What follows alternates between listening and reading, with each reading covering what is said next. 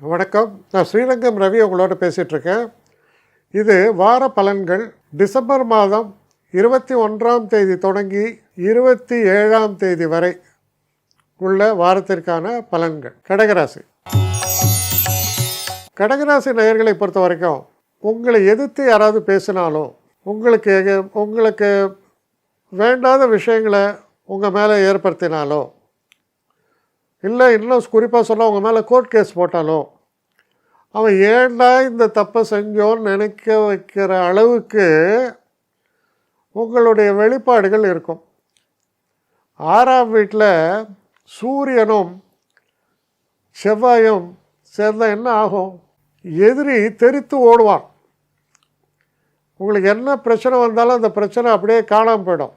ஒரு விதத்தில் நீங்கள் ஜாக்கிரதையாக இருக்க வேண்டியது ஹெல்த்தில் மட்டும் உஷ்ணாதிக்க நோய்கள் தாக்கக்கூடும். அது பெரும்பாலும் யாருக்கு எங்கே வரும்னா இடுப்பு சம்மந்தப்பட்ட ஏரியாவில் வருது. சில பேருக்கு சியாட்டிக் பெயின் சொல்லுவோம், அந்த மாதிரி பெயின், நடக்கும்போது வலி, இந்த மாதிரி பிரச்சனைகள் இருக்கும். அது குறிப்பாக பெண்களுக்கு இது கொஞ்சம் நிறைய அக்கறை இருக்குது.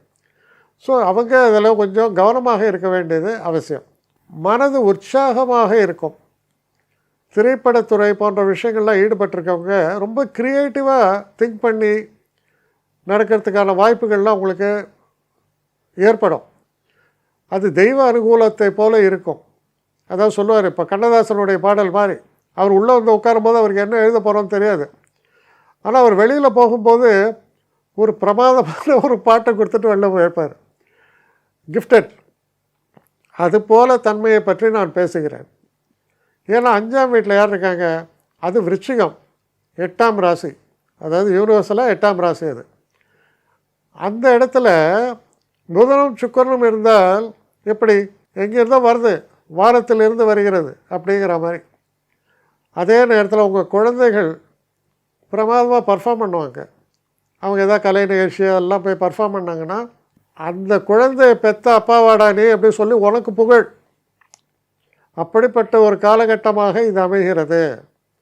அதனால் சில நல்ல நிகழ்வுகளை கொண்ட, குறிப்பிட்டு சொல்லக்கூடிய மனதில் நிலைத்து நிற்கக்கூடிய நல்ல விஷயங்கள் நடக்கக்கூடிய காலம்.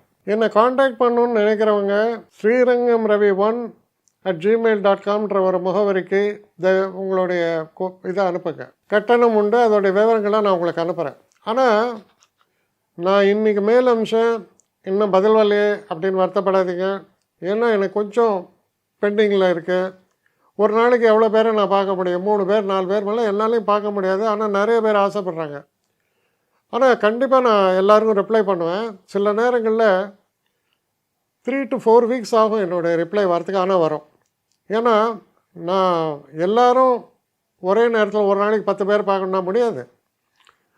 ஸோ அதை கன்சிடர் பண்ணுங்கள். நான் நிச்சயமாக ரெஸ்பாண்ட் பண்ணுவேன்.